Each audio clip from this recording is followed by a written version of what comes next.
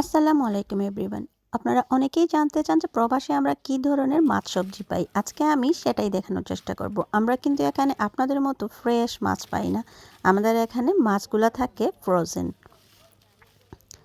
এই যে দেখতে পাচ্ছেন একটা ইলিশ, ছোট্ট ইলিশ, কিন্তু বাংলাদেশি টাকায় এটার দাম হবে ৩৫০০ কিংবা তার চেয়েও একটু বেশি হবে। তবে আমাদের মাছগুলো ফ্রোজেন হলেও বিদেশে বসে কিন্তু আমরা দেশের স্বাদ নিতে পারছি। আর এই বড় বড় মাছগুলোকে কিন্তু আমরা এখান থেকেই কেটে নিয়ে যাব। বিদেশে বসেও আমরা দেশি সবজির ঘ্রাণ নেই। এই সবজিগুলাই আমাদের কিচেনে বাংলার ছোঁয়া পৌঁছায়। এখানে বসে সবজিকে ছোঁয়া মানেই দেশের মাটিকে ছোঁয়া।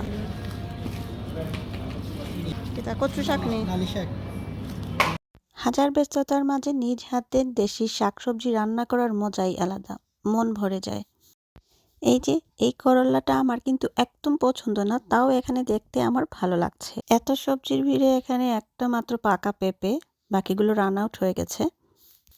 আর এই যে দেখতে পাচ্ছেন ছোট্ট ছোট্ট লাউ, এগুলো বাংলাদেশি টাকায় ৬০০ কিংবা ৭০০।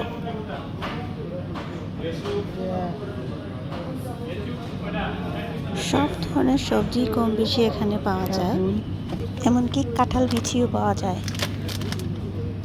অবিশ্বাস্য হলেও সত্যি, এখানে যেমন কচুর মুড়া পাওয়া যায় তেমনি কচুর শাকও পাওয়া যায়। অনেক সবজি দেখালাম, এবার বলুন তো এই বরবটিকে আপনারা কি বলেন? আমরা কিন্তু বলি রামাই। সব কিছুই দেখুন দেখালাম, তখন এই শিম আর কাঁচামরিচ কেন বাকি থাকবে, এগুলোও দেখেন। তো ভিউয়ার্স, আজকে এই পর্যন্তই। ফিরে আসবো অন্য কোনো সময় অন্য কোনো ভিডিও নিয়ে। সেই পর্যন্ত ভালো থাকবেন।